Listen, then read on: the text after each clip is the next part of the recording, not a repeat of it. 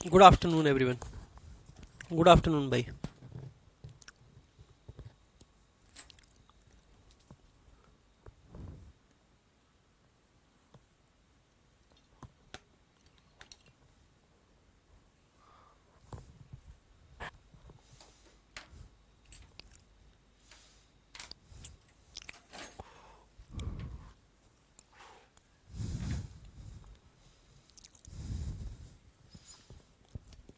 भाई बताएंगे एक बार, ऑडियो वीडियो सब क्लियर?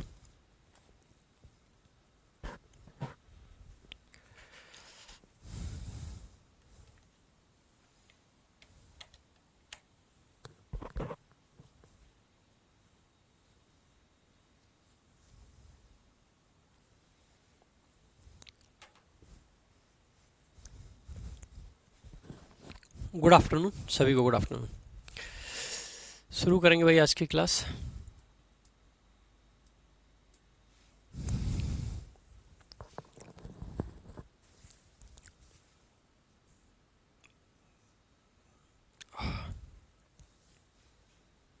चलो भाई, आज एडवर्ब की क्लास नंबर 4 है हमारी, है ना? 5, सॉरी।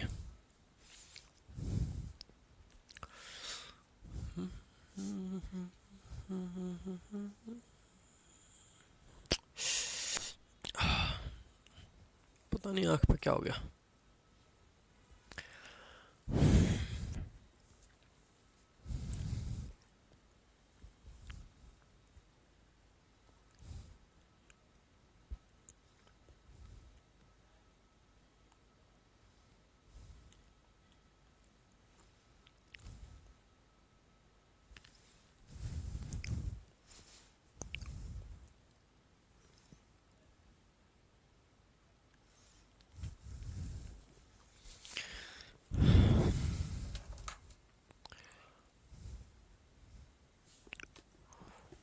मॉर्निंग में भाई क्लास नहीं लिया आज, थोड़ी सी तबीयत डाउन थी, तो आज क्लास ना लगाया था ना लिया।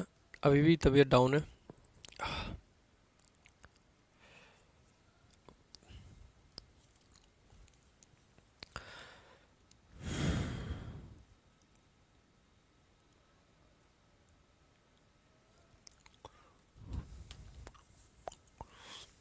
आज मॉर्निंग का क्लास नहीं हुआ, ठीक है।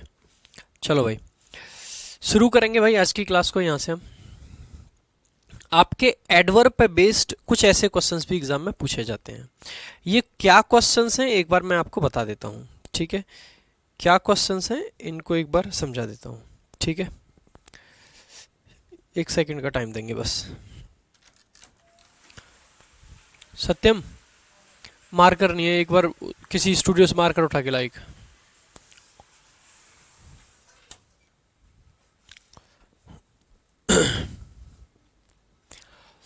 देखो भाई, ध्यान देने वाली बात यह है कि ये जो एडवर्ब आपके होते हैं, ठीक है,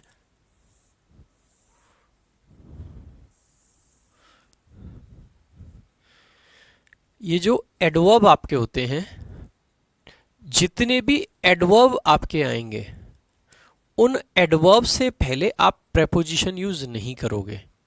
क्या यूज नहीं करोगे? प्रेपोजिशन। क्योंकि प्रेपोजिशन ऐड करते हैं हम इसीलिए क्योंकि किसी नाउन को एडवर्ब बनाना होता है। जैसे कि मैंने लिखा ही वेंट दिल्ली। अब एक बार इस सेंटेंस को बताओ कि ये करेक्ट है या इनकरेक्ट है। ही वेंट दिल्ली, बताएंगे भाई करेक्ट है ये सेंटेंस या इनकरेक्ट? जल्दी से आंसर करेंगे सभी स्टूडेंट्स।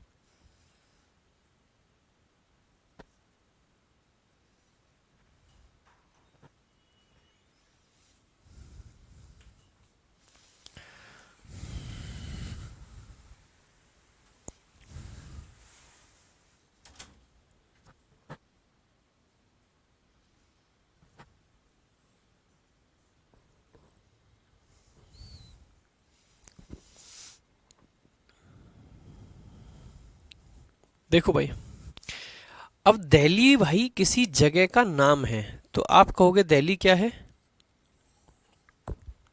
नाउन है। कहोगे कि नहीं भाई? अगर दिल्ली नाउन है तो इसका मतलब है, अब देखो ही वेंट वेयर। भाई हमें वेंट के बाद में किसका आंसर चाहिए? वेयर का उत्तर चाहिए कि नहीं चाहिए भाई? बिल्कुल चाहिए। और अगर हमें वेयर का उत्तर चाहिए तो आपको बताया था कि प्लेस को बताने वाले शब्द आपके क्या कहलाते हैं? एडवर्ब ऑफ प्लेस कहलाते हैं। स्थान को बताने वाले शब्दों को हम एडवर्ब ऑफ प्लेस कहते हैं। बात क्लियर है? अब ऐसे केस में ये तो नाउन है, हमें एडवर्ब बनाने के लिए हम दो तरीके से एडवर्ब आपके बना लेते हैं। ठीक है, कैसे? अगर मैं किसी नाउन के पहले एक प्रेपोजिशन लगा दूं, नाउन के पहले अगर प्रेपोजिशन का यूज कर लिया जाए तो ये पूरा का पूरा मिलके अपने आप में क्या हो जाएगा? एडवर्ब हो जाएगा। क्या बन जाएगा भाई? एडवर्ब बन जाएगा। अगर नाउन के पहले प्रेपोजिशन आ जाता है तो क्या बन जाता है? एडवर्ब का काम कर देता है। तो अगर मैं यहां पे एक टू इंसर्ट कर देता हूं, ही वेंट टू दिल्ली, तो ये जो टू है, ये दिल्ली जो है ये जस्टिफाइड है क्योंकि प्रेपोजिशन के बाद नाउन आ सकता है। और दूसरा, ये जो पूरा का पूरा फ्रेज बनेगा, ये फ्रेज अपने आप में किसका काम कर जाएगा? एडवर्ब का। तो पूरा सेंटेंस आपका क्या हो जाता है? जस्टिफाई हो जाता है। ठीक है, पूरा सेंटेंस आपका क्या हो गया? जस्टिफाई हो गया। अब मैं ऐसा ही एक और सेंटेंस अगर लिख दूं और मैं लिख दूं ही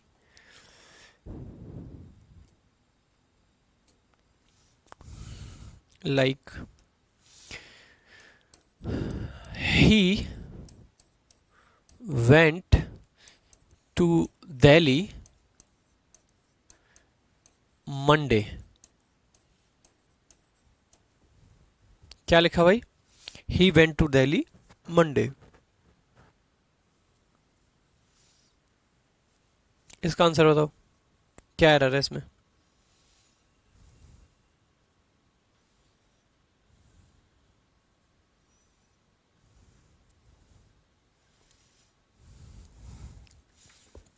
he went to Delhi Monday।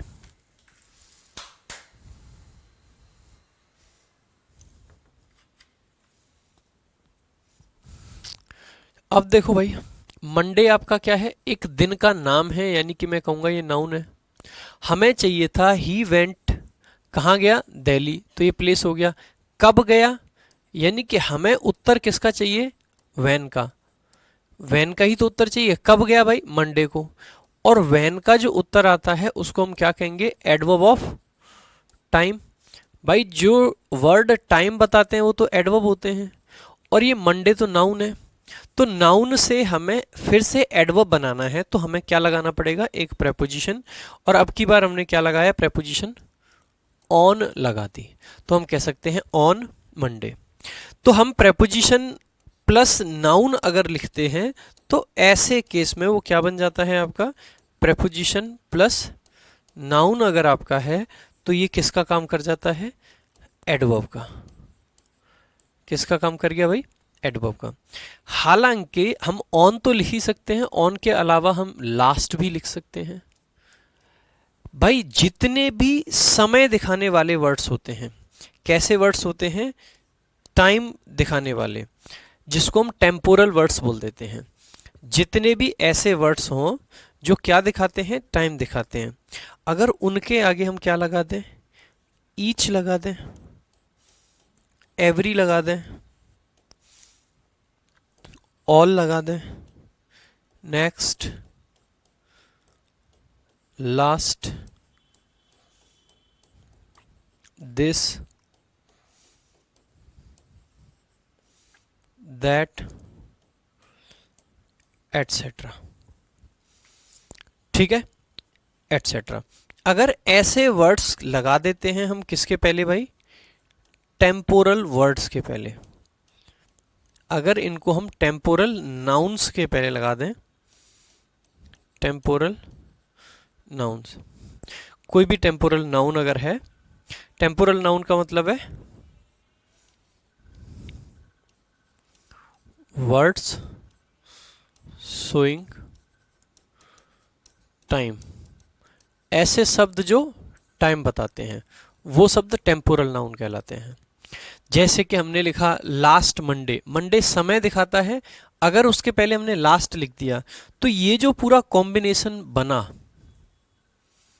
ये जो पूरा कॉम्बिनेशन बना, यही कॉम्बिनेशन आपका किसका काम कर देगा?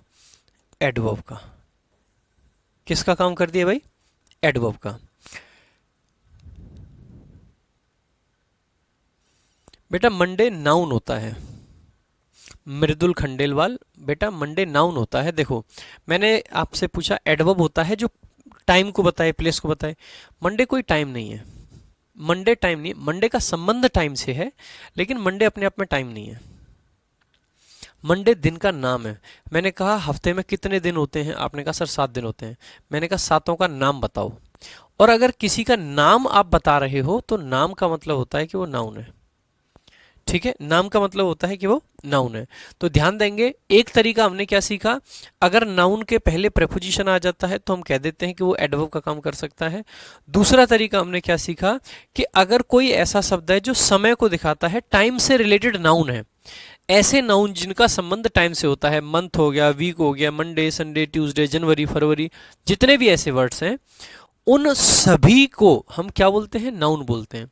अगर ये नाउन है और टाइम से रिलेटेड है तो ऐसे नाउन के पहले अगर each, every, all, next, last, this, that, etc, अगर ऐसे शब्द इसके साथ आ जाते हैं, सम आ जाए, एनी आ जाए, इसमें और भी मतलब ये सिर्फ यही नहीं है, एनी लिख सकते हैं, सम लिख सकते हैं, ईटीसी, अगर ये शब्द आपके आ जाते हैं तो ऐसे केस में ये पूरा कॉम्बिनेशन यानी कि ये टाइम को दिखाने वाला नाउन और ये वाले आपके डिटरमिनर मिलके एक एडवर्ब का काम कर देते हैं।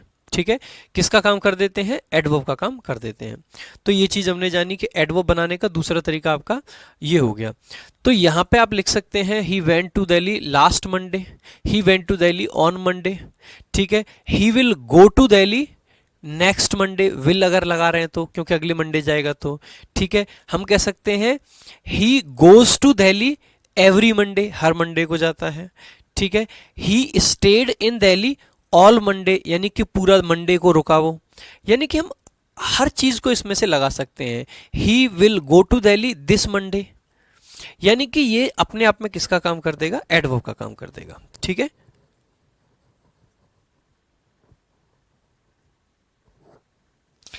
बेटा एयर कौन सी नाउन होती है, ये बात मैं आपको पहले भी समझा चुका हूं और आगे भी समझा देता हूं। एयर अपने आप में एक एब्स्ट्रैक्ट नाउन होती है। ठीक है, एयर अपने आप में एब्स्ट्रैक्ट, सॉरी एब्स्ट्रैक्ट बोल रहा हूं, मटेरियल नाउन होती है, नॉट एब्स्ट्रैक्ट, मटेरियल। एयर एक मटेरियल है, जिस तरीके से वाटर एक मटेरियल है, जिस तरीके से सॉलिड एक मटेरियल है, उसी तरीके से आपका जितनी भी सॉलिड चीजें सारी मटेरियल में आ जाती हैं। जिस तरीके से जितने भी लिक्विड्स हैं सारे मटेरियल में आते हैं, उसी तरीके से एयर भी मटेरियल में आती है। ठीक है, मटेरियल। आ जाओ भाई, तो जैसे he went to Delhi on last Monday लिख देंगे, ऑन मंडे लिख देंगे या लास्ट मंडे लिख देंगे। अब देखो क्वेश्चन कैसे कैसे आ सकते हैं इन पे। पहला क्वेश्चन आपका ऐसे आ जाएगा, he went to abroad. Answer करेंगे भाई, क्या होगा correct answer? He went to abroad. दूसरा क्वेश्चन आपका आ गया, he will go to Mumbai on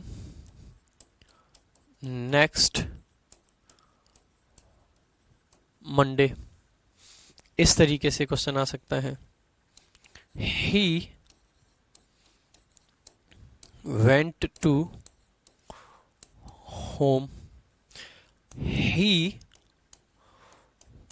went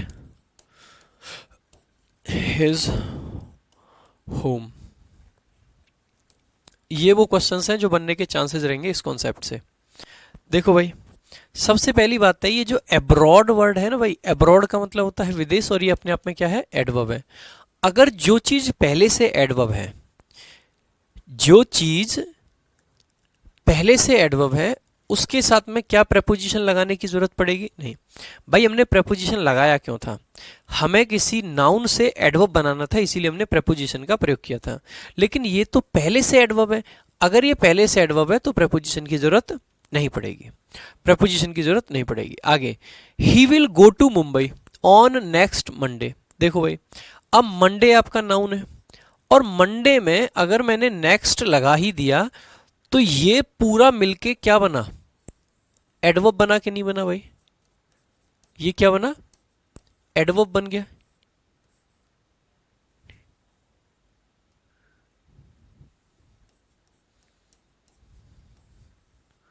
बन गया एडवर्ब। और अगर ये एडवर्ब है तो इसके लिए एक प्रेपोजिशन हम अलग से और क्यों लगा रहे हैं? प्रेपोजिशंस को हम एडवर्ब के लिए नहीं लगाते हैं, नाउन के लिए लगाते हैं, तो यहां पे ऑन नहीं आएगा। ऐसे ही ये जो होम शब्द है दोस्त, होम भी आपका नाउन भी होता है और एडवर्ब भी होता है। जब हम लिखते हैं ही वेंट होम, इसका मतलब है कि होम आपका क्या है, एडवर्ब है। भाई देखो, होम आपका एडवर्ब है, अगर होम एडवर्ब है तो यहाँ पे टू लगाने की आपको जरूरत नहीं पड़ेगी। लेकिन अगर हमने लिख दिया हिज होम, बेटा हिज क्या है, डिटर्मिनर होता है। हिज क्या होता है, डिटर्मिनर होता है। और अगर ये डिटर्मिनर है तो इसके हिसाब से जो हमने क्या लिखा हुआ है, होम जो कि हमने लिखा हुआ है, क्या लिखा हुआ है, होम जो हमने लिखा हुआ है, तो ये तो होम नाउन कहलाएगा। और अगर अब की बार होम आपका नाउन है तो आपको एडवर्ब चाहिए, ही वेंट वेयर, कहां गया, एडवर्ब चाहिए, तो फिर आपको प्रेपोजिशन टू का प्रयोग करना पड़ेगा, प्रेपोजिशन टू का प्रयोग करना पड़ेगा। तो ये इस तरीके के क्वेश्चन आपके आ सकते हैं। इन्हीं कॉन्सेप्ट्स पे आधारित कुछ प्रश्न आपके आगे आने वाली एक दो स्लाइड के अंदर दिए गए हैं। ठीक है बेटा, कोई वर्ड एडवर्ब है कैसे पता चलेगा, उसके फंक्शन से पता चलेगा कि क्या फंक्शन करता है, और कोई तरीका नहीं है, फंक्शन सीखने पड़ेंगे। जैसे अब होम के बारे में आपको होम वर्ड को देख के नहीं पता चलेगा कि होम क्या है क्या नहीं है। अब आप कहोगे सर हमें पता ही नहीं चलेगा, तो हमें क्या पता, बेटा फिर पढ़ क्यों रहे हो? पढ़ी इसीलिए रहे हो ना कि बहुत सारी चीजें आपको नहीं पता है, और जो आपको नहीं पता है वो मैं बताऊंगा आपको कि ये एडवर्ब भी होता है और नाउन भी होता है ना। तो सीखना पड़ेगा, सीखना पड़ेगा। आप इस चीज को ऐसे नहीं ले सकते हो कि हाँ भाई हमें तो पता ही नहीं, नहीं पता है तो सीखो। जब हमने भी पहली बार होम को देखा होगा तो हमें भी नहीं पता था भाई, जब हमें किसी ने बताया नहीं, हमने कहीं पढ़ा नहीं, तो हमें कैसे पता होगा कि होम आपका एडवर्ब है, नहीं पता चलेगा। आपको तो ये भी नहीं पता चला होगा कि बिना बताए कि प्लेस को दिखाने वाले शब्द एडवर्ब होते हैं, नहीं पता चला होगा ना। बताया है तो सीख गए, बस यही आपको करना होता है कि जो बताया जाए उसको सीखते जाओ और आगे बढ़ते जाओ, दैट्स इट। ठीक है, आ जाओ। अब कुछ क्वेश्चंस आपके सामने हैं। It is raining like cats and dogs, it is raining like cats and dogs. अब देखो, कुछ आपके ईडियम्स होते हैं, जो ईडियम्स पहले से एडवर्ब का काम करते हैं। कुछ ऐसे ईडियम्स होते हैं जो कि पहले से एडवर्ब है, जैसे कि ये कैट्स एंड डॉग्स है ना, इसका मतलब ही होता है हैवीली। कैट्स एंड डॉग्स का मतलब क्या होता है, हैवीली, और हैवीली शब्द अपने आप में क्या है, एडवर्ब है। और अगर कैट्स एंड डॉग्स अपने आप में क्या है, एडवर्ब है, तो क्या एडवर्ब अपने आप से पहले कोई प्रेपोजिशन ले सकता है? तो आपका आंसर होना चाहिए नहीं, एडवर्ब के पहले हम प्रेपोजिशन नहीं लगाते हैं, हमें प्रेपोजिशन नाउन के पहले लगाना पड़ता है।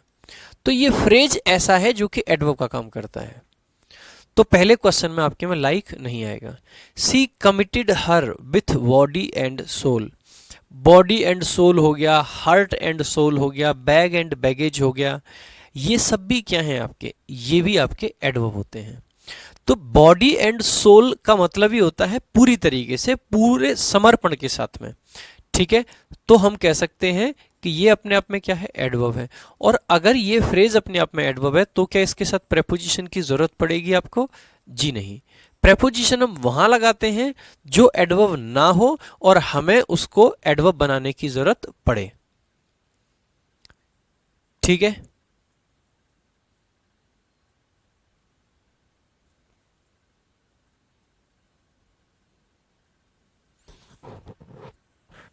आगे, they threw themselves with heart and soul into the project. Heart and soul का भी मतलब होता है विथ फुल एनर्जी। ठीक है, अच्छा, और अगर ये भी अपने आप में एडवर्ब है तो एडवर्ब जितने भी फ्रेज होंगे उनके साथ में विथ लगाने की ज़रूरत हमें नहीं पड़ेगी और इस पे एरर डिटेक्शन के क्वेश्चंस आते रहते हैं। आगे, her mother left the city with bag and baggage.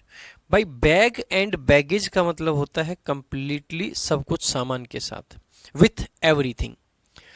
ये भी पहले से आपका क्या होता है, एडवर्ब होता है।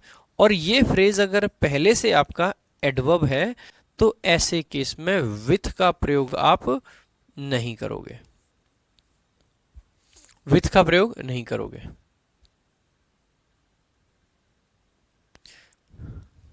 Next, he left his bag here on yesterday. Answer करेंगे भाई, he left his bag here on yesterday.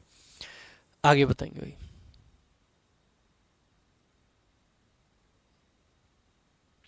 अंकित कह रहे हैं कि ये सब चीजें पेज 6 वोकैब संजीवनी में दी गई है। हाँ शायद पेज 6 है, पेज नंबर मेरे को एग्जैक्ट याद नहीं है, लेकिन वोकैब संजीवनी अब की बार हमने ऐसी यूनिक बुक बनाई है जिसमें मतलब जैसे ये ईडियम्स हैं, अब ईडियम्स से ग्रामर के क्वेश्चन आ जाते हैं, तो हमने वहां पे मेंशन कर दिया है कि भाई इन ईडियम्स का ध्यान रखो, इनसे ग्रामर के क्वेश्चन आ जाते हैं। जैसे कुछ ऐसे वर्ड्स हैं जो देखने में एडजेक्टिव लगते हैं लेकिन होते नाउन है, उनसे ग्रामर के क्वेश्चन आ जाते हैं, तो वो भी हमने वहां पे मेंशन करा हुआ है। हाँ हाँ, नहीं नहीं ये नहीं डालने, सिर्फ स्ट्रक्चर, स्ट्रक्चर नहीं है ये। सुन, संजीवनी देके जाइए एक बार, नई वाली। आ जाओ भाई, 5वां, he left his bag here on yesterday. भाई देखो, ये जो यस्टरडे है ये है कल, और ये अपने आप में एडवर्ब ही होता है। यस्टरडे क्या होता है, एडवर्ब। अगर यस्टरडे पहले से एडवर्ब है तो क्या आपको ऑन लगाने की जरूरत पड़ेगी? बिल्कुल नहीं पड़ेगी भाई, बिल्कुल नहीं पड़ेगी।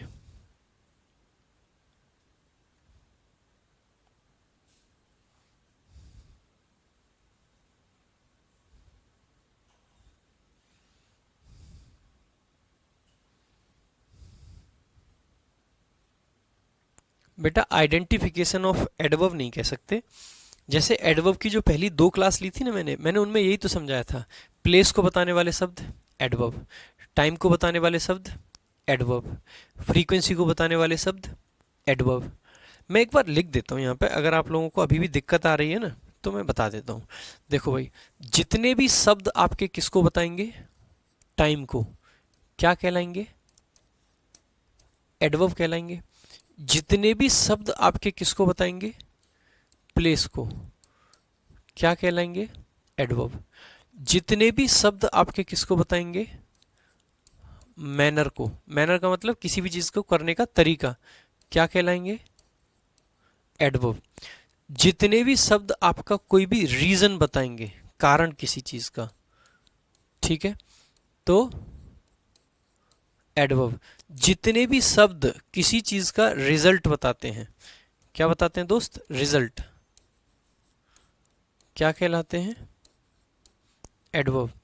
अगर कोई शब्द किसी की फ्रीक्वेंसी बता रहा है, फ्रीक्वेंसी का मतलब क्या होता है, कोई काम कितनी बार हो रहा है, वो भी क्या कहलाता है, एडवर्ब कहलाता है। ठीक है, एडवर्ब कहलाता है। कई बार जो डिटरमिनर होता है ना भाई, जो डिटरमिनर होते हैं, ठीक है, जो नंबर बताने का काम करते हैं या किसी चीज़ की क्वांटिटी बताने का काम करते हैं, वो भी एडवर्ब के तरीके से फंक्शन कर देते हैं। ठीक है, तो डिटरमिनर का भी आ जाता है कभी कभी, लेकिन उसको मैं यहाँ पे लिखता नहीं हूँ। उसके अलावा जितने भी शब्द आपका क्या बताते हैं, डिग्री बताते हैं भाई।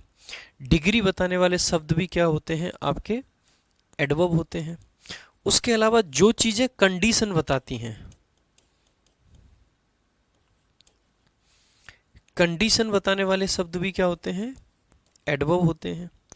उसके अलावा जितनी भी चीजें आपकी कॉन्ट्रास्ट दिखाती हैं, क्या दिखा रहे हैं भाई, कॉन्ट्रास्ट, कॉन्ट्रास्ट को दिखाने वाले शब्द भी क्या होते हैं, एडवर्ब होते हैं। जैसे कि आपका हो गया nonetheless, nevertheless और हाउ एवर, ये सब क्या है, एडवर्ब होते हैं, ठीक है। उसके अलावा भाई जितनी भी चीजें आपकी क्या दिखाती हैं, एडिशन। अब आप कहोगे सर एडिशन तो कंजंक्शन दिखाते हैं, बेटा कंजंक्शन से अलग की बात कर रहा हूं। जो कंजंक्शन भी एडिशन दिखाते हैं, अभी हम कंजंक्शन में जब जाएंगे तो ये चीज वहां भी सीखेंगे कि बहुत सारे कंजंक्शन जो क्लॉज आएंगी ना, वो क्लॉज भी एडवर्ब का फंक्शन करती हैं। पूरी क्लॉज मिलके भी अपने आप में एक एडवर्ब का काम कर देती है, ठीक है बेटा। अभी से करता हूं रिव्यू, अभी रुक जाओ। एडिशन, एडिशन को दिखाने वाले शब्द भी क्या होते हैं भाई, एडवर्ब कहलाते हैं। उसके अलावा आप पाओगे लाइक एडिशन के अलावा कहीं पे सिमिलैरिटी दिखाई जा रही है, सिमिलैरिटी। सिमिलैरिटी भी कौन दिखाता है, एडवर्ब, जैसे कि एज हो गया, सो हो गया। उसके अलावा भाई एक बहुत इंपॉर्टेंट जो पार्ट आपका रहता है, कॉन्ट्रास्ट हो गया, सिमिलैरिटी हो गया, एडिशन हो गया, ठीक है। ये सब चीजें एडवर्ब के द्वारा काम करे जाते हैं, जितने भी काम हैं, ठीक है, वो एडवर्ब के द्वारा करे जाते हैं। तो ये सब चीजें हैं ऐसी जो कि आपको ध्यान रखनी है, ये बेसिक बेसिक चीजें हैं। इसके अलावा ज्यादातर चीजें आपकी देखो, एक तरीका तो ये है कि हम इस तरीके से जान लें कि एडवर्ब क्या क्या फंक्शन करता है। दूसरा तरीका आपका देखो क्या रहता है कि आप ये पहचान लें, आपको पता है वर्ब एक्शन को दिखाती है, तो वर्ब की तो कैटेगरी ही अलग है भाई। सब्जेक्ट आएगा तो वर्ब आएगी, तो वर्ब को तो डाउट आएगा नहीं कि वर्ब और एडवर्ब में डाउट आ जाए, वहां डाउट आता नहीं है। दूसरी चीज आपकी क्या आएगी, नाउन और प्रोनाउन। भाई नाउन और प्रोनाउन या तो सब्जेक्ट बनते हैं, या ऑब्जेक्ट बनते हैं, या कॉम्प्लीमेंट बनते हैं। तीन ही जगह आ सकते हैं, नाउन या प्रोनाउन, सब्जेक्ट, ऑब्जेक्ट और कॉम्प्लीमेंट। सब्जेक्ट में तो डाउट आएगा नहीं कि सब्जेक्ट है ये एडवर्ब है या नाउन है, भाई सब्जेक्ट तो सिर्फ नाउन होगा या प्रोनाउन होगा। ऐसे ही ऑब्जेक्ट या तो नाउन होगा या प्रोनाउन होगा। ऑब्जेक्ट किसका होता है, या तो वर्ब का होता है, या फिर आपका किसका होता है, प्रेपोजिशन का होता है, ठीक है। उसके अलावा आपका आ जाता है एडजेक्टिव। देखो एडजेक्टिव या तो नाउन के जस्ट पहले आता है, उस नाउन के बारे में कुछ बताने के लिए, या फिर मैंने जो दूसरी पोजीशन पढ़ाई थी एक पोस्ट पॉजिटिव, जो नाउन के जस्ट पीछे आ जाता है, वहां पे आ सकता है, नाउन के बारे में ही बताएगा। और या फिर किसी लिंकिंग वर्ब के बाद आ सकता है। अब देखो जो चीज ना नाउन प्रोनाउन में जाए, ना एडजेक्टिव में जाए, ना वर्ब में जाए, अब जो चीज बचेगी ना, अच्छा कंजंक्शन एक डिफरेंट चीज है, क्योंकि कंजंक्शन के बाद में पूरी क्लॉज आती है। अच्छा प्रेपोजिशन एक अलग चीज है, क्योंकि प्रेपोजिशन हमेशा ऑब्जेक्ट लेता है, सिंपल सी बात है। अब एडवर्ब ही बचा, जो भी बच जाता है वो सारा का सारा एडवर्ब है, ठीक है।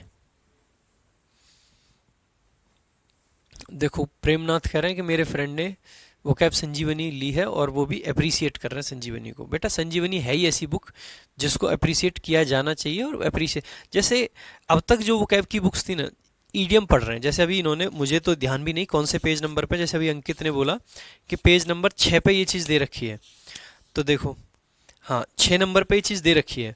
ये एक सेक्शन दिया है अगर आप पढ़ेंगे संजीवनी में, क्योंकि यहाँ पे ना ईडियम आया है बॉडी एंड सोल, जिसका मतलब होता है होली एंड एंटायरली।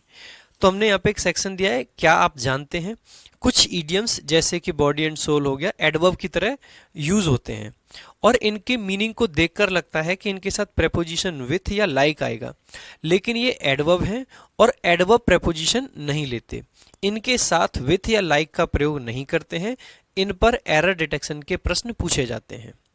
और फिर नीचे लिख दिया है मोर सच ईडियम्स, ऐसे और ईडियम्स, हार्ट एंड सोल हो गया, बैग एंड बैगेज हो गया, कैट्स एंड डॉग्स हो गया, टूथ एंड नेल हो गया। इससे इससे क्या है कि ना आपको ईडियम पढ़ते पढ़ते उस ईडियम से रिलेटेड जितनी भी ग्रामर की नॉलेज है वो भी मिल गई। उसके अलावा भी हमने बहुत सारे ओरिजिन वगैरह दे रखे हैं, तो जिस भी बच्चे ने मंगाई होगी मैं 100% श्योर हूं कि इस किताब को तो एंजॉय करोगे ही करोगे, क्योंकि इस किताब में सच में मेहनत करी है भाई, इतनी मेहनत करी है। हर पेज पे ये एक सेक्शन लगभग हमने रखा है, क्या आप जानते हैं, क्या आप जानते हैं, इस तरीके से। बाकी भाई जो बच्चे एक बार बार पूछते हैं कि पुरानी वाली संजीवनी और नई वाली संजीवनी में क्या फ़र्क है, तो भाई पुरानी वाली संजीवनी और नई वाली संजीवनी में एक ही फ़र्क है कि ये किताब एकदम अलग है। वो किताब अलग थी, ये किताब अलग है, बस नाम सेम है, बाकी सब अलग है। उसमें सिर्फ 5300 वर्ड्स थे, यानी कि मोटा मोटा 5000, और इस किताब में 16,000 से ऊपर वर्ड्स हैं। जैसे अभी कल हम लोग चर्चा कर रहे थे उस पर MTS का जो पेपर हुआ है ना अभी रिसेंटली, तो कल परसों आंसर की आई थी, तो हमने उसकी सारी वोकैब निकाल के टेलीग्राम पे डाली भी है, आपने देखी होगी। तो जब हम उसको टेलीग्राम पे डाल रहे थे तब हम उस चीज़ को देख रहे थे कि भाई जितनी भी वोकैब MTS में पूछी गई है वो देखो, बहुत सारे क्वेश्चंस तो प्रीवियस ईयर हैं, और जितने भी प्रीवियस ईयर हैं वो सारे इसमें कवर्ड हैं ही, क्योंकि ये किताब प्रीवियस ईयर की कंप्लीट कवरेज देती है। दूसरी चीज, बहुत सारे नए वर्ड्स पूछे गए जिनको लेके स्टूडेंट्स के बीच में ऐसे था कि यार नया आया है, नया आया है, नया आया है। भाई जितने भी नए वर्ड्स थे लगभग सारे वर्ड्स आपके हमने डाल रखे हैं इसमें। हमने क्योंकि वोकेबलरी ऐसे दी है previous year plus expected, previous year plus expected, तो एक्सपेक्टेड वाले पार्ट में हमने ये सारी चीज़ें डाली हैं। जिन भी स्टूडेंट्स की ये किताब आ गई है, मैं गारंटी ले सकता हूँ कि इस किताब का फीडबैक खराब करने वाला कोई है ही नहीं, क्योंकि भाई इस किताब में कोई कमी नहीं छोड़ी है मैंने। ठीक है, आ जाओ भाई। अब बात हो गई किताब की, बहुत एडवर्ब पहचानने की बहुत आ गई। अब देखो सेम ऐसा ही क्वेश्चन अभी पीछे कराया था, नेक्स्ट मंडे अगर दे रखा है तो ये तो अपने आप में एडवर्ब है, अगर अपने आप में एडवर्ब है तो ऑन प्रेपोजिशन का प्रयोग नहीं होगा। ठीक है, ऑन प्रेपोजिशन का प्रयोग नहीं होगा। आगे देखेंगे कुछ और क्वेश्चंस आपके सामने, 6 क्वेश्चंस, इनका आंसर करेंगे भाई जल्दी जल्दी। 6 क्वेश्चंस आपके सामने हैं। He will be attending a meeting in next week. He will be attending a meeting in next week, करेंगे answer.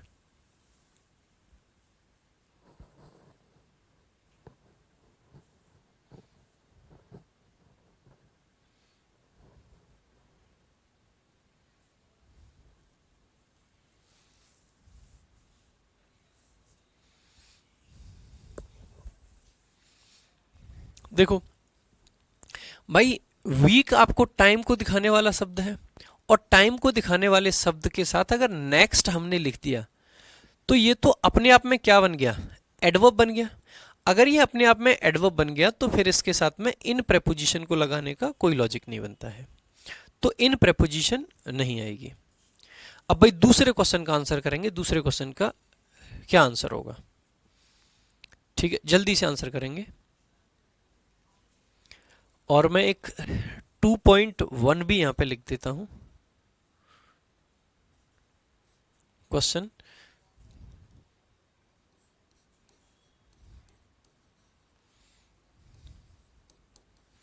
They will reach here next week of, या फिर नेक्स्ट नहीं, ऐसे नहीं, यहां पे लिखूंगा।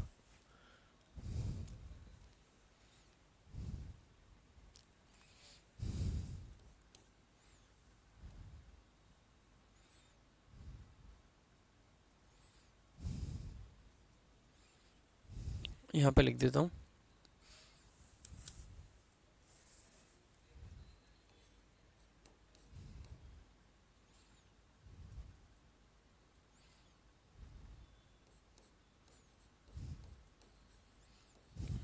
they finished the work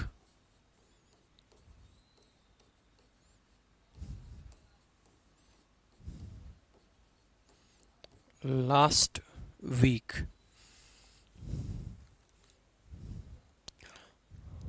और इसी के एक और सेंटेंस ऐड कर रहा हूं।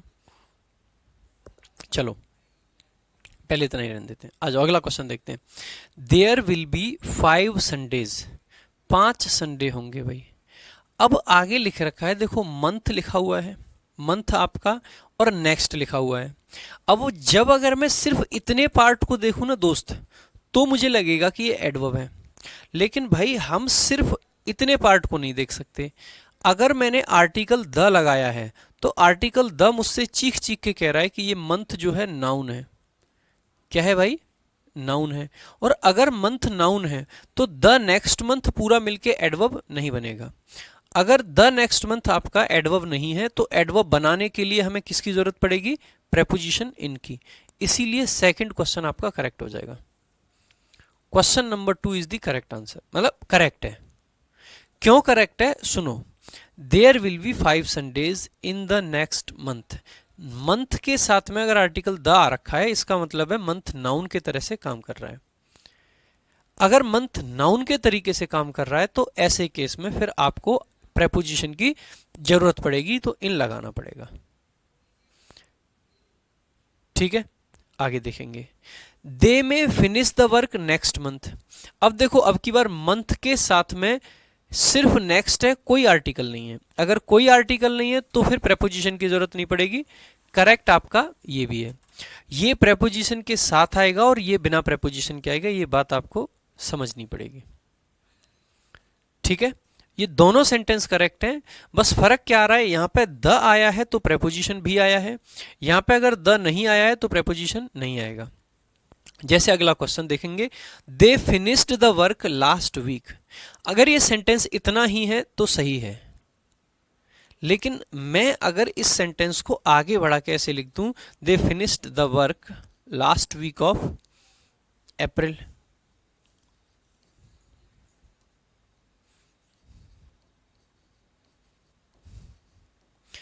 अब ध्यान देना, अगर last week, next week, last month, अगर इनके साथ में ऑफ प्रेपोजिशन आ जाए, अगर ऑफ प्रेपोजिशन आ जाए तो ऐसे केस में इसको हम एडवर्ब नहीं मान सकते।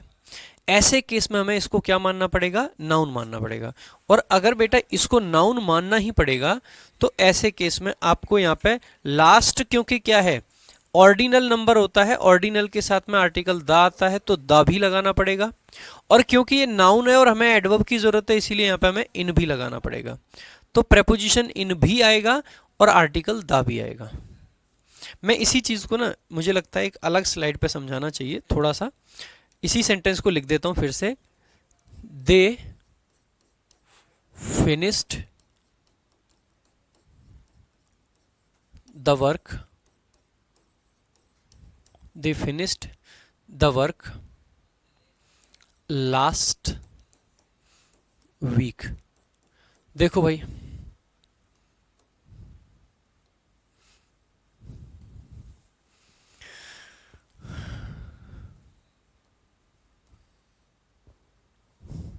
दो तरीके से सेंटेंस को लिखेंगे। एक में लास्ट वीक लिखा हुआ है और दूसरे में लास्ट वीक ऑफ अप्रैल लिख दिया मैंने। देखो एक बार, अब यहां पे देखने वाली बात यह है, दे फिनिश्ड द वर्क कब भाई, व्हेन। व्हेन का आंसर आ गया लास्ट वीक, ये एडवर्ब है, और क्योंकि ये एडवर्ब है तो सेंटेंस आपका हो गया करेक्ट। ठीक है, आगे देखेंगे। They finished the work last week of April. अगर ये पीछे ऑफ आया है ना, तो ये जो ऑफ प्लस नाउन होता है, आपको पता है ये हमेशा कौन सा स्ट्रक्चर कहलाता है, नाउन ऑफ नाउन। इस स्ट्रक्चर को हम बोलते हैं noun of noun.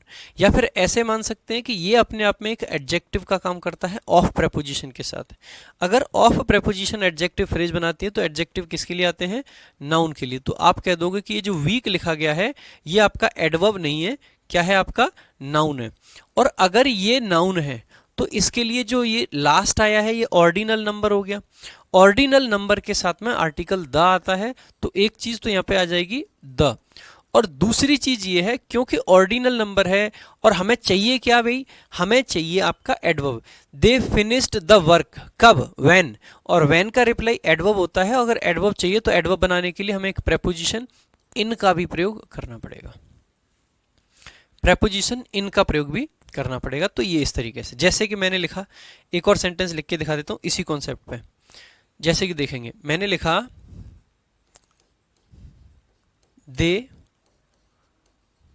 came here on last Sunday। बताओ भाई क्या आंसर होगा। और एक मैंने लिखा दे came here last Sunday of May.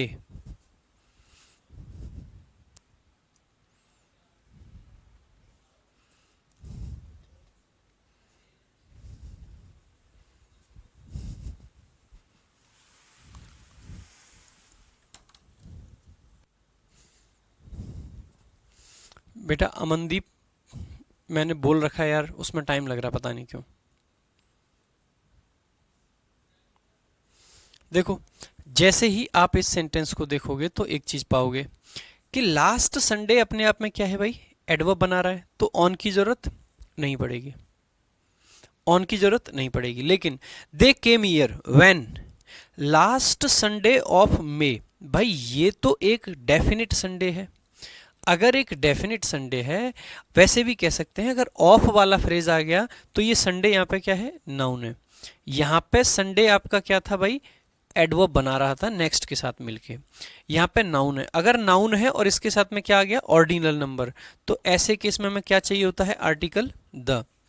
और क्योंकि ये नाउन है और हमें चाहिए एडवर्ब, इसीलिए हमें क्या लिखना पड़ेगा, ऑन द लास्ट संडे। अब in the last Sunday, Sunday जो लिख रहे हैं ना, दो दो थप्पड़ मारूंगा। प्रेपोजिशन में ये बात अच्छे से पढ़ा चुका हूं कि वीक आएगा तो इन आएगा, डे आएगा तो आपका ऑन आएगा। मारूंगा दो थप्पड़ खींच के, इन the last Sunday, on the last Sunday of may. On लगाओगे प्रेपोजिशन, थप्पड़ मारूंगा नहीं तो।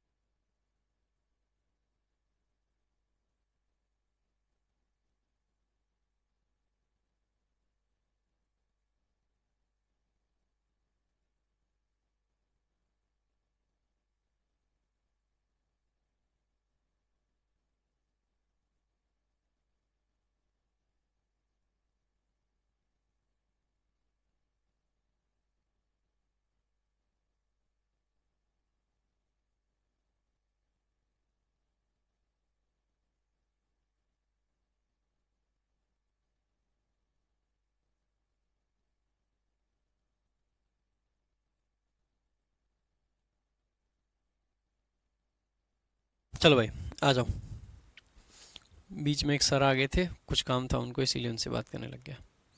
आ जाओ।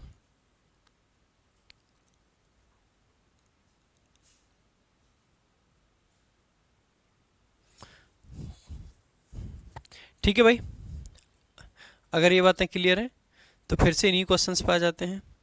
आ जाओ। He was found guilty by court on last Monday. अगर भाई लास्ट मंडे लिखा हुआ है, इसका मतलब है यहाँ पे ऑन नहीं आएगा। लास्ट मंडे अगर लिखा गया है तो ऑन नहीं आएगा। ठीक है, आगे, he was operated on last Monday. इस क्वेश्चन का आंसर करेंगे भाई, he was operated on last Monday. He was operated on last Monday.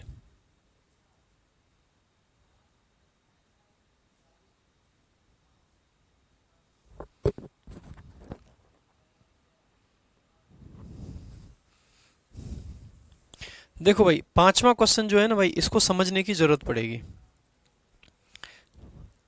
जैसे कि मैं एक सेंटेंस लिखता हूं, I operate the mobile phone. भाई हम मोबाइल फोन को क्या करते हैं, ऑपरेट करते हैं। ठीक है, अब मैंने एक सेंटेंस लिखा, आई, या फिर द डॉक्टर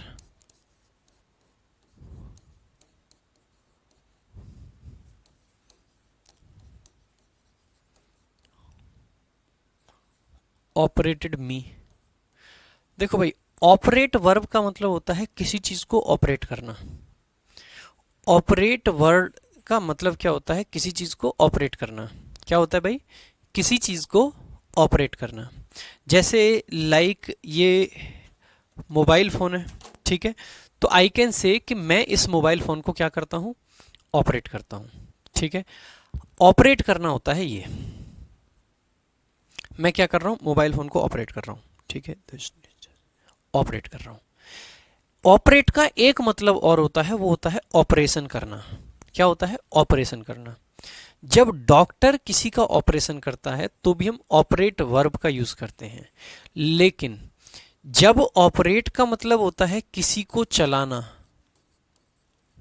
किसी को चलाना, लाइक मोबाइल चलाना, किसी को ना लिख के कुछ चलाना लिख देता हूं, कुछ यूज करना लिख देता हूं, कुछ यूज करना, ठीक है। ऐसे केस में इसके साथ में नो प्रेपोजिशन, कोई भी प्रेपोजिशन नहीं आती है। लेकिन जब ऑपरेट का मतलब होता है ऑपरेशन करना, ऑपरेशन करना, ऐसे केस में ऑपरेट के साथ में ऑन प्रेपोजिशन का प्रयोग किया जाता है। किसका प्रयोग किया जाता है भाई, ऑन प्रेपोजिशन का। अब नीचे वाले सेंटेंस में हम क्या कहना चाहते हैं, डॉक्टर ने मुझे यूज किया या डॉक्टर ने मेरा ऑपरेशन किया। डॉक्टर ने मुझे यूज किया या डॉक्टर ने ऑपरेशन किया। अब बहुत सिंपल सी बात है, डॉक्टर मुझे यूज थोड़ी ना करेगा। ऐसा थोड़ी ना मैं हॉस्पिटल गया, डॉक्टर ने मुझे पकड़ा, ऐसे ऐसे बटन दबा रहा है मेरे, हैं ऐसे तो नहीं करेगा ना भाई। ऑपरेट थोड़ी ना, हम लैपटॉप ऑपरेट करते हैं, हम मोबाइल फ़ोन ऑपरेट करते हैं, जितने भी इलेक्ट्रिक डिवाइसेस आपके होते हैं वो सारे हम ऑपरेट करते हैं। लेकिन डॉक्टर हमें ऐसे ऐसे बटन दबाएगा हमारे अंदर, नहीं ना।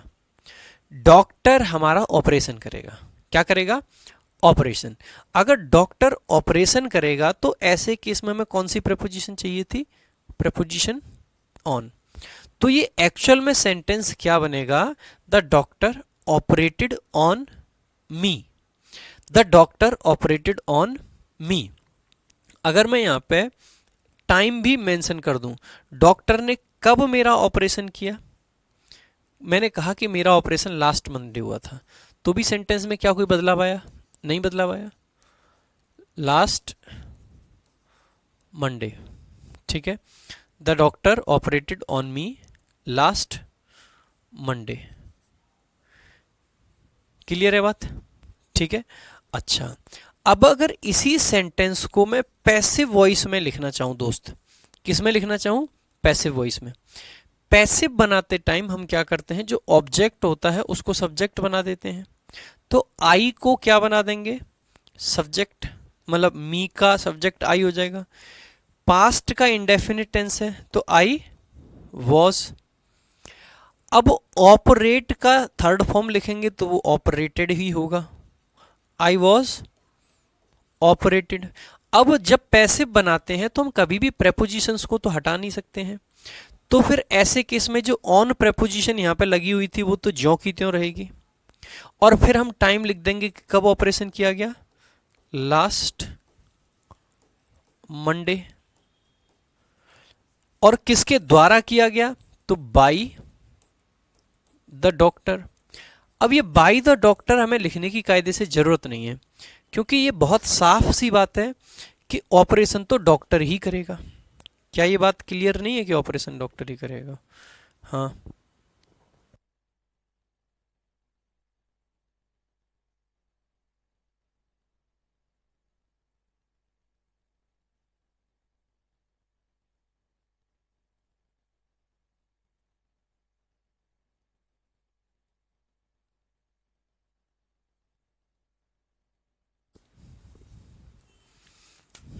आ जाओ।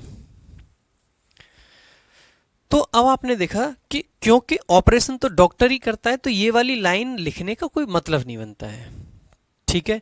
तो ये सेंटेंस बेसिकली बना क्या, I was operated on last Monday. अब आपको ये समझना है कि ये लास्ट मंडे एक अलग चीज है, और ये जो ऑपरेट आया है इसके साथ में ये ऑन आया है, तो इस ऑन का संबंध लास्ट मंडे से नहीं है।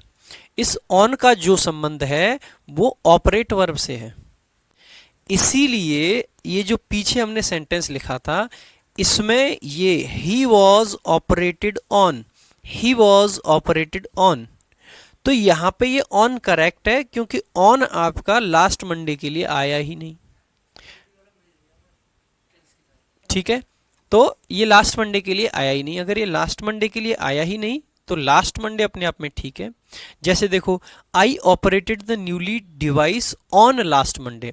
अब ये वाला गलत है, क्योंकि यहाँ पे ऑन ये ऑपरेट के लिए नहीं आया है, क्योंकि यहाँ पे ऑपरेट का मतलब है कुछ यूज करना, और कुछ यूज करने के सेंस में अगर ऑपरेट आया है तो फिर ऑन का कोई मतलब नहीं है। तो यहाँ पे लास्ट मंडे आपका सिर्फ लास्ट मंडे आएगा, ऑन लिखने की जरूरत नहीं पड़ेगी। थोड़ा सा एडवांस्ड लेवल का क्वेश्चन था, लेकिन क्योंकि आप लोग बहुत तेजस्वी बालक हैं सारे के सारे, और तेजस्वी बालक के लिए एक दो क्वेश्चंस एडवांस लेवल के होने चाहिए। थोड़ा सा माइंड भी तो खुलता है ऐसे क्वेश्चन से, ठीक है। तो ये हो गया भाई आपका सारा का सारा कॉन्सेप्ट, सारा का सारा कॉन्सेप्ट। अब भाई एक चीज ध्यान देंगे, जैसे they may finish the work by next month लिख सकते हैं, बाई द नेक्स्ट मंथ नहीं लिखते हैं। बाई नेक्स्ट मंथ लिख सकते हैं, लेकिन बाई द नेक्स्ट मंथ नहीं लिखते हैं। घर जा रहा है, घर जा, ठीक है। ध्यान देना, बाई बाई आ सकता था, कोई दिक्कत नहीं है भाई, ठीक है। आ जाओ भाई, आगे चलेंगे।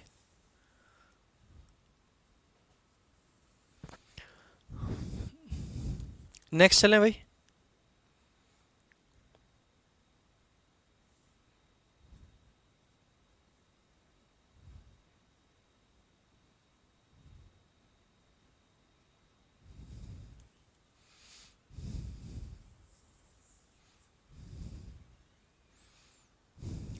चलो भाई, क्लियर है भाई सारी चीजें। अब भाई देखो, आज इतना ही रखेंगे, बाकी कल की जो क्लास होगी, इस क्लास में, मतलब कल तो क्लास नहीं होगी, संडे सैटरडे क्लास नहीं होगी भाई इस बार। एक बहुत पुराना एक काम पेंडिंग है, उसको निपटाना है कल, ठीक है। बाकी जो नेक्स्ट क्लास होगी उसमें ये सब चीज़ें पढ़ेंगे। वेरी कब आता है और मच कब आता है, वेरी मच कब आता है, सो कब आता है, टू कब आता है, सो के साथ में कब, मतलब सो कब आएगा, वेरी कब आएगा, इन दोनों का डिफरेंस देखेंगे। वेरी का और मच का डिफरेंस देखेंगे, वेरी का और सो का डिफरेंस देखेंगे, सो का और टू का डिफरेंस देखेंगे, सो का और सच का डिफरेंस देखेंगे, सो का और एज का डिफरेंस देखेंगे, ठीक है। उसके अलावा टू के साथ में ऑल्सो का डिफरेंस देखेंगे कि टू कब आता है, ऑल्सो कब आता है, एज वेल कब आता है, ठीक है। मतलब ये डिफरेंसेस पे क्लास आपकी पूरे तरीके से चलेगी अगली क्लास जो है, ठीक है। और दो वो क्लास होगी आपकी मंडे को मोस्ट प्रोबेबली, ठीक है। तो ये क्लास बहुत जरूरी होने वाली है, क्योंकि ये वो एडवर्ब्स हैं जिन पे इतना सारा डाउट बच्चों को रहता है। ज्यादातर बच्चे इन चीजों को लेके डाउट में रहते हैं। तो बढ़िया क्लास होगी, अगली क्लास को जरूर अटेंड करना सारे लोग लाइव, और बहुत बेसिक से समझा के पढ़ा रहा हूं, ठीक है।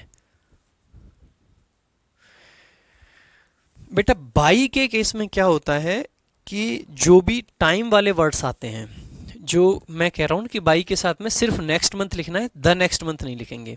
आपकी कुछ प्रेपोजिशन होती हैं, जैसे एट हो गई, बाई हो गई, एट, बाई, स्पेशली बाई को ले लें अभी, अगर हम बाई की बात कर रहे हैं तो बाई ऐसी प्रेपोजिशन है, अगर बाई के साथ में कोई टाइम का एक्सप्रेशन आता है तो ऐसे केस में आर्टिकल ड्रॉप हो जाता है, इसीलिए वहां पे बाई के साथ में कोई भी आर्टिकल हम नहीं लगाएंगे, ठीक है।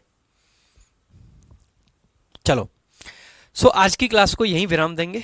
बाकी भाई बहुत बेसिक से पढ़ा रहा हूँ, बहुत अच्छे से समझा के, और उम्मीद करूंगा कि आप लोग एंजॉय कर रहे होंगे इंग्लिश को जरूर, ठीक है।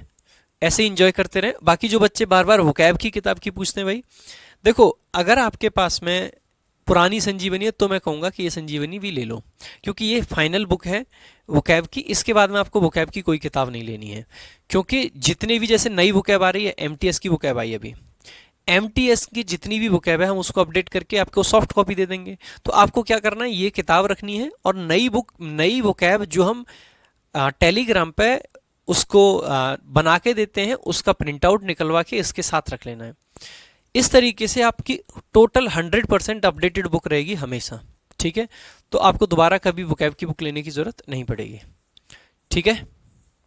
तो आज के लिए भाई इतना ही रखेंगे, बाकी मिलेंगे अगली क्लास में। Thank you so much. जय हिंद, जय भारत।